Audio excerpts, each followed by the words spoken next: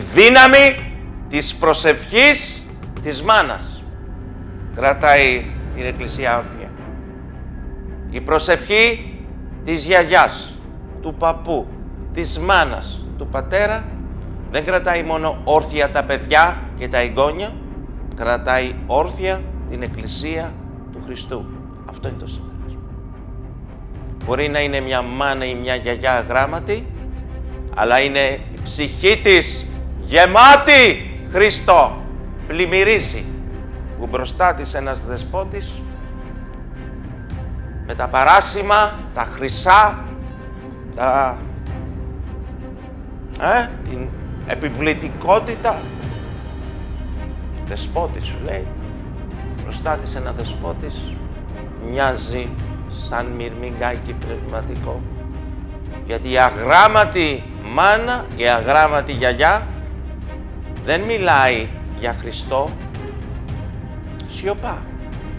Όμως αδιαλείπτως προσεύχεται και είναι γεμάτη από τη χάρη του Θεού. Ξέρετε, η χάρη του Θεού συνήθως δεν πάει στους επιφανείς, στους δεσποτάδες που κραυγάζουν ότι είναι επιφανείς.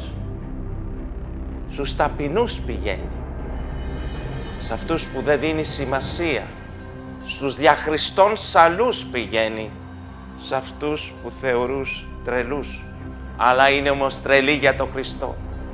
Μια τέτοια μορφή, μια τέτοια γερόντισσα είναι και η γερόντισσά μας, η γερόντισσα Μαρία, η Αγία Γερόντισσα των Αθηνών, όπως τη γνωρίζουμε. Κάθε Σάββατο, βρίσκεται στην πλατεία Κλαθμών, στο κέντρο της Αθήνας, επί της Σταδίου, πάνω στην πλατεία, ένα καφέ υπάρχει, το καφέ Ελίτ. Αν δεν βρέχει και δεν κάνει κρύο, από τις 7 το πρωί έως τις 9:30 είναι εκεί.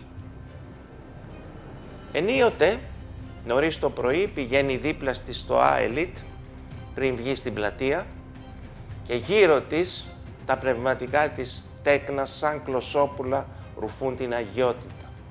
Η αγιότητα εκεί βρίσκεται, στους ταπεινούς, στους σαλούς, σε αυτούς που δεν δίνει σημασία και όμως κραυγάζουν Χριστό.